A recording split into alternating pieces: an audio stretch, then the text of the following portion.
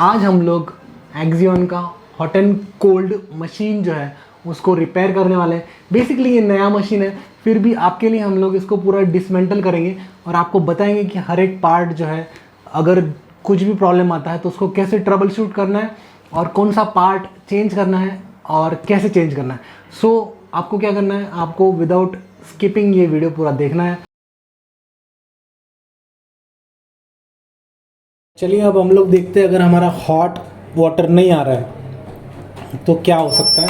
यहाँ पे हमारा हीटिंग एलिमेंट है हॉट वाटर का, उसको हमें रिप्लेस करना पड़ सकता है, जिसके वजह से हमारा मेन जो प्रॉब्लम है हीटिंग का वो इसी की वजह से आता है। अगर ये ख़राब हो गया होगा तो हमें इसे रिप्लेस करना पड़ सकता है। हमारे पास में इसकी रिप्लेसमेंट की जो है ये इस प्रकार टैंक अवेलेबल हो जाती है। इसको आपको इस टैंक को निकाल के इसे लगाना होता है। कैसे कर सकते हैं, बहुत सिंपल है। ये जो सारे वायर्स हैं इसको निकालना है, लेकिन ध्यान में रखिए, लेकिन वायर निकालते वक्त आपके पास में स्पेयर होना ज़रूरी है। तो कभी भी आप इसे निकालेंगे तो एक एक करके इसमें से निकालिए और इसमें लगाते जाइए। जैसे ये है, इसको निकालिए तो यहाँ पे जो क्लिप्स लगे हैं उनको निकालने का आसान तरीका है, स्क्रू ड्राइवर लीजिए, इसके बीच में डालिए इस प्रकार और स्क्रू ड्राइवर से इसको ऐसे स्क्रू ड्राइवर घुमा दीजिए, यानी कि ऐसे डालना है और इसका लेवरेज लेके इसको ऐसे पुश कर देना है और ये निकल जाएंगे।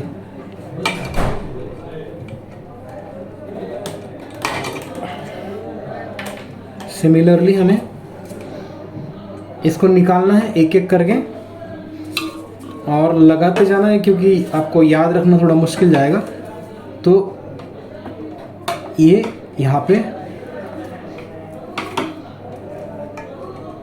ये यहाँ पे, फिर उसके बाद एक एक करके निकालते जाइए। जो नीचे से निकाला है नीचे लगाते जाइए।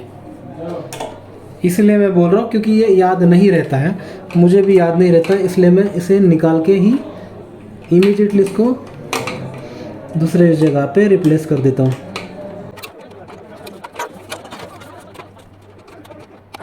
निकालते जाइए और जहाँ से निकाला वहाँ पे लगाते जाइए। बहुत ही आसानी से आपका काम हो जाएगा, ज़्यादा टेंशन लेना नहीं पड़ेगा। देखिए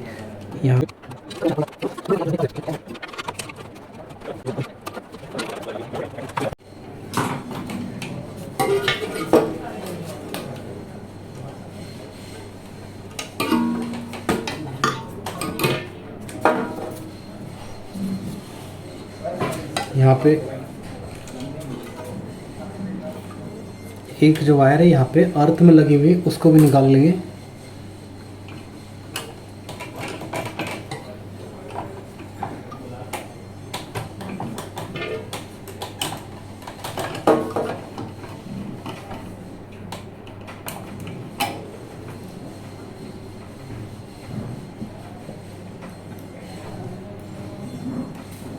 अभी हम लोग इस पुराने हॉट चेम्बर को निकाल, नीचे से 4 स्क्रूज खोलने पड़ेंगे।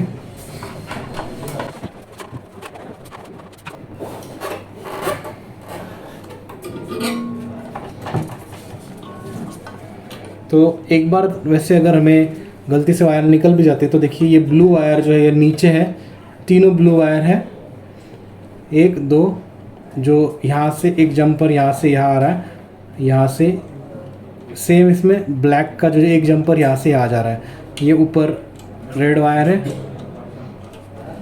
इन केस अगर हमारा कभी वायर निकल जाए, और ये जो एक वायर है इसको खोल के हमें इसमें लगाना है। तो सबसे पहले अभी हम लोग ये मशीन को जो है निकाल लेते हैं,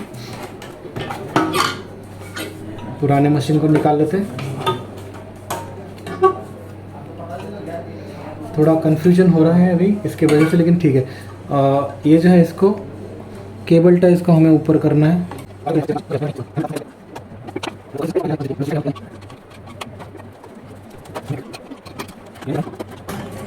ये हमारा तीसरा पाइप यहाँ पे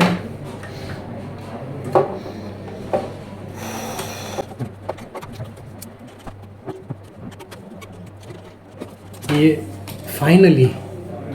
फाइनली ये पार्ट हमारा निकल के बाहर आ गया। इसको रख दीजिए। रिप्लेसमेंट पार्ट के वायर्स को ठीक से टाइटन कर दीजिए। एक वायर हमारे रह गई, इसको खोल के लगा देते हैं।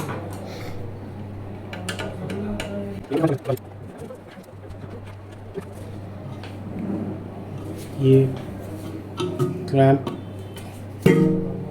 और ये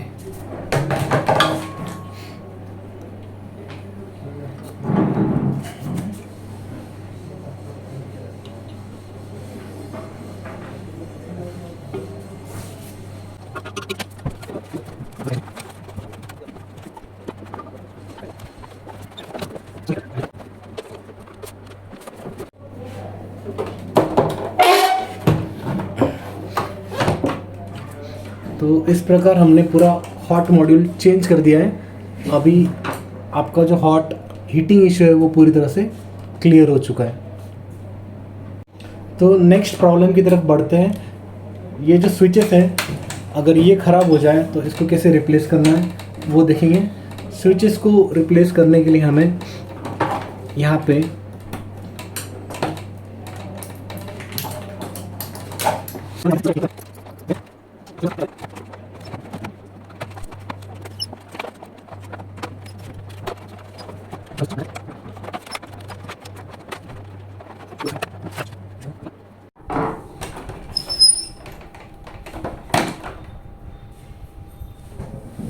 ये निकल के आ गया, तो उसके जगह पे हमें रिप्लेस करना है। जो रिप्लेसमेंट स्विच है उसको लेके सिर्फ पुश कर देना है, वो ऑटोमेटिकली अंदर फिट हो जाएगा। तो यहाँ पे जो ग्लू लगा है उसको भी थोड़ा सा क्लीन कर देते हैं ताकि दिक्कत ना हो।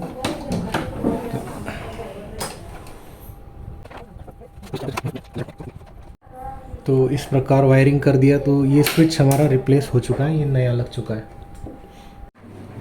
तो चलिए अभी हम लोग डिस्प्ले को रिप्लेस करने, डिस्प्ले जो यूनिट है इसको रिप्लेस करते हैं। अगर आपके डिस्प्ले में प्रॉब्लम है तो आपको डिस्प्ले नहीं आएगा। उसके लिए आपको सिंपल है ये 4 स्क्रूज खोलने और आपका डिस्प्ले जो है वो सेपरेट हो जाएगा।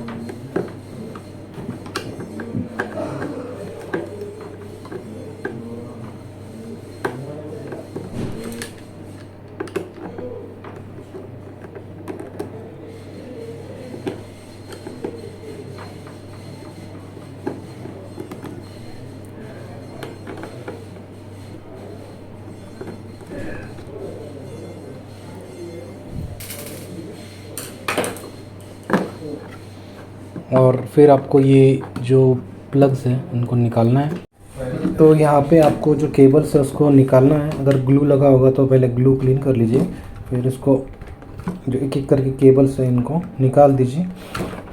और जैसे ही ये सारे केबल्स निकल जाते हैं तो हमारा डिस्प्ले मॉड्यूल जो है वो अलग हो जाता है। और जो दूसरा डिस्प्ले मॉड्यूल है रिप्लेसमेंट का, उसको ले लीजिए और जो कनेक्शंस है उसको कनेक्ट कर दीजिएगा। देखिए जैसे पहले कनेक्शंस थे उसके जगह पे सभी कनेक्शंस, जो वायर्स है जिसकी वायर जो है वहीं पे लगेगी, क्योंकि हर एक के कनेक्टर जो है वो अलग अलग है। तो यहाँ पे आपको कनेक्शंस की वरी करने की ज़रूरत नहीं है, क्योंकि यहाँ पे क्रॉस कनेक्शन हो ही नहीं सकता, बिकॉज जो कनेक्टर है वो उसी में लगेगा। उसको आप लगा दीजिए सारे कनेक्टर्स को, और आपका डिस्प्ले मॉड्यूल जो है वो रिप्लेस हो चुका है। यहाँ पे अभी स्क्रूज लगा दीजिए और वो माउंट कर दीजिए बस। आपके पैनल के साथ इसको आपको अलाइन करना है और इसको फिट कर दीजिए। ये फिट हो चुका है। चलिए बढ़ते हैं नेक्स्ट प्रॉब्लम की तरफ। नेक्स्ट प्रॉब्लम जो है, समझो आपका मशीन ही चालू नहीं हो रहा है, तो इसका मतलब हो सकता है आपका जो SMPS है वो ख़राब हो चुका है। इसको रिप्लेस करना बहुत ही ईजी है। देखिए ये स्पेयर SMPS है। ये जो प्रॉब्लमेटिक है इसको पहले आप खोल लीजिएगा। स्क्रूज इसके हैं यहाँ पे दो स्क्रूज खोल के इसको आप डिसमाउंट कर लीजिएगा। और सबसे सिंपल है SMPS को रिप्लेस करना, कि सिर्फ स्क्रूज निकाल लीजिए और यहाँ पे आप थोड़ा खींचेंगे तो यहाँ पे कनेक्टर है, इसको आप यहाँ पे ग्लू लगा है तो उसको क्लीन कर लीजिएगा ग्लू को। और इसे प्रेस करके इसको खींच के निकालिए, ये खुल जाएगा। सिमिलरली जो है यहाँ पे भी आपका कनेक्टर है, इसको आप थोड़ा सा खींच के निकालिए। यहाँ पे ग्लू लगा हुआ है, इसको ग्लू को क्लीन कर लीजिएगा ताकि ये निकालने में आसानी हो जाए। और ये निकल जाता है। तो ये आपका जो पुराना एसएमपीएस है उसको निकाल दीजिए, जो रिप्लेसमेंट का एसएमपीएस है उसको ले लीजिएगा। और इसके जो कनेक्टर से सिमिलर है, जो मतलब जहाँ पे है वहीं पे लगेगा, कहीं और लगेगा ही नहीं, तो कोई टेंशन की बात ही नहीं है, जो कनेक्शन है उसी में लगेगा।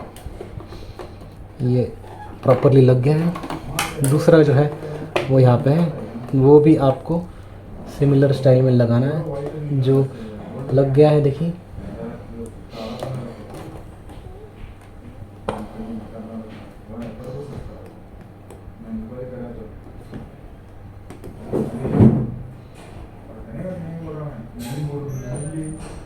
तो ये उल्टा लगने का कोई चांस ही नहीं, बिकॉज उसको अडेप्टर ही ऐसा दिया है कि वो आपका सीधा ही लगेगा। और फिर यहाँ पे आप इसको स्क्रूज से वापस से माउंट कर दीजिएगा।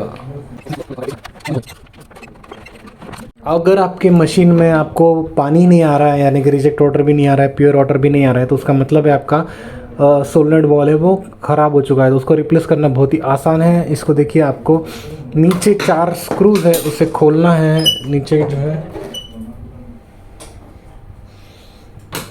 इसको आप नीचे 2 स्क्रूज है यहाँ पे, इन 2 स्क्रूज के ऊपर ये माउंटेड है। तो इसको खोल दीजिए 2 स्क्रूज को, और ये पूरी तरह से आपका सोलेनॉइड बॉल जो है वो निकल के आ जाएगा। ये एक हो गया, ये दूसरा हो गया। इनको निकाल दीजिएगा।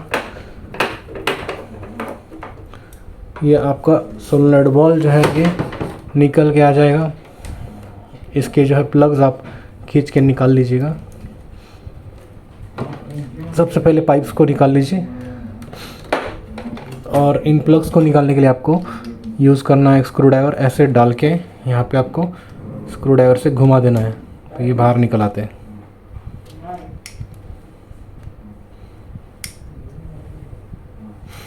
यहाँ पे डाल के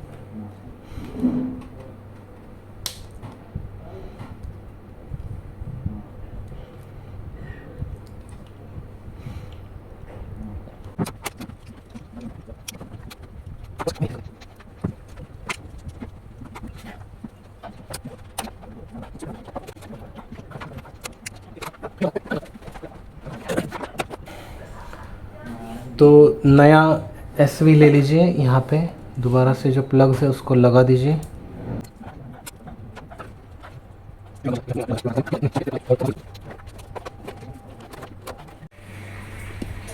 ऑटो फ्लश एसवी को आपको खोलने के लिए सबसे पहले देखिए,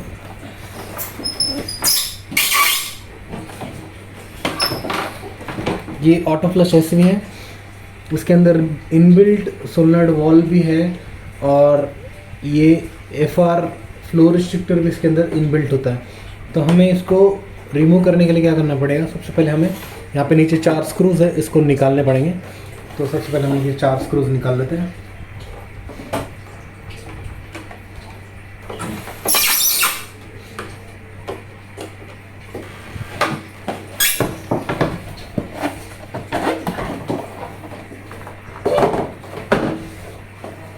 ये 2 स्क्रूज है, यहाँ पे 2 स्क्रूज निकाल लेते हैं।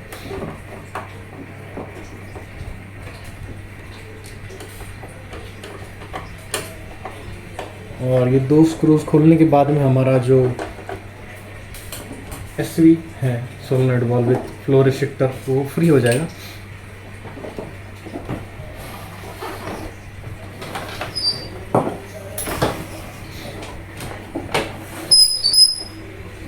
इसको निकाल लीजिए, और यहाँ पे लॉक को दबा के इसे खींच लीजिए, तो ये निकल जाएगा। और फिर आपको ये जो कनेक्टर्स हैं इनको खोलना पड़ेगा। खोलने के लिए स्क्रू ड्राइवर का इस्तेमाल करिए।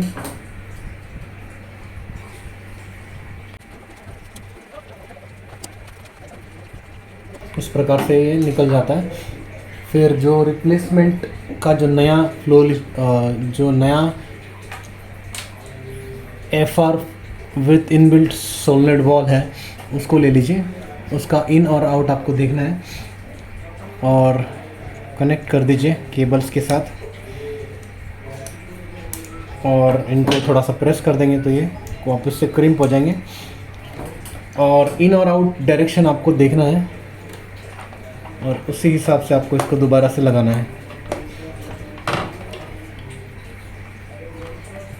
और स्क्रूज लगा दीजिए।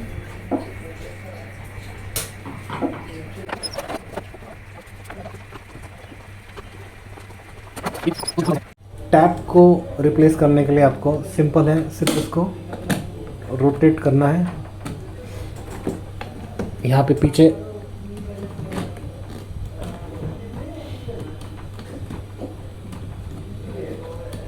पकड़ रखिए, आप इसे रोटेट कर सकते हैं और टैप जो है आपका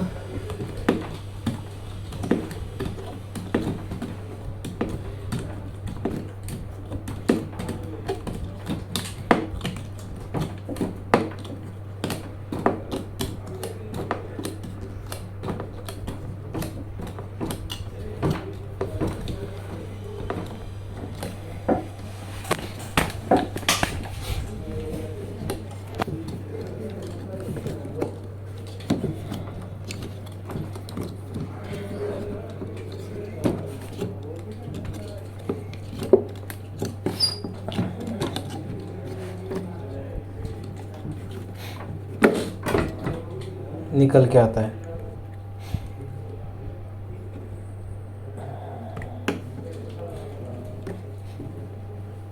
और जब आपको दूसरा टैप लगाना है तो सिंपली इसको पहले लगा के प्रेस कर दीजिए। जब प्रेस हो जाएगा तो आपको इसको रोटेट करना है।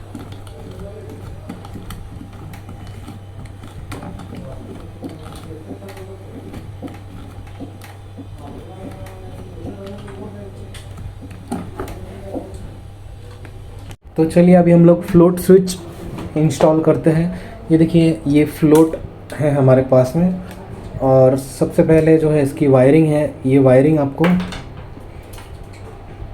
यहाँ इसके पीछे है वायरिंग। तो ये फ्लोट स्विच की वायरिंग है, यहाँ से जाके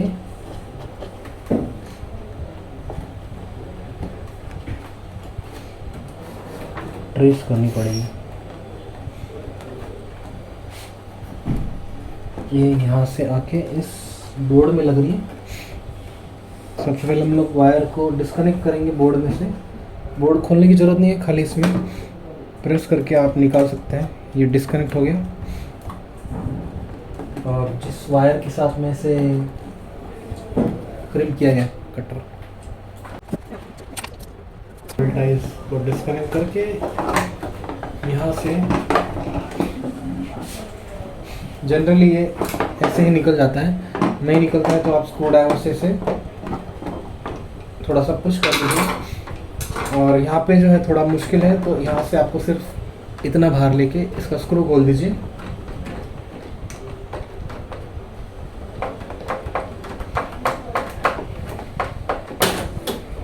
जब स्क्रू खुल जाएगा तो ये बाहर आ जाएगा इस प्रकार।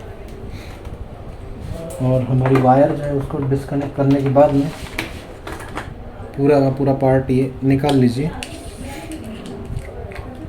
और जो नया फ्लोट है इसको दोबारा इसमें से डाल के वायर कनेक्ट कर लीजिएगा। फ्लोट को अंदर डाल दीजिए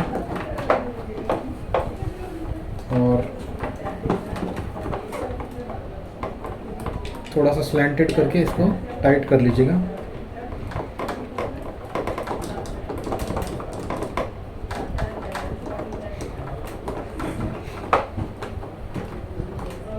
जब फ्लोट पूरी तरह से टाइट हो जाए तो कैप को लगा दीजिए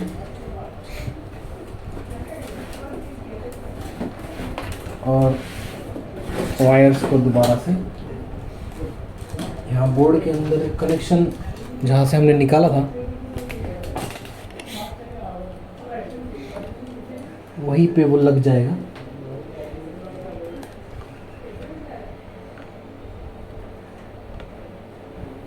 बोर्ड निकाला तो भी चलेगा, नहीं निकाला तो भी चलेगा, जैसे भी आपको कंफर्टेबल लगे। बाद में आप आपके वायर्स को दोबारा से केबल टाई से सिक्योर कर लीजिएगा ताकि वायर्स जो है अच्छे से रहें। इस प्रकार हमारे फ्लोट स्विच को भी हमने रिप्लेस कर दिया है।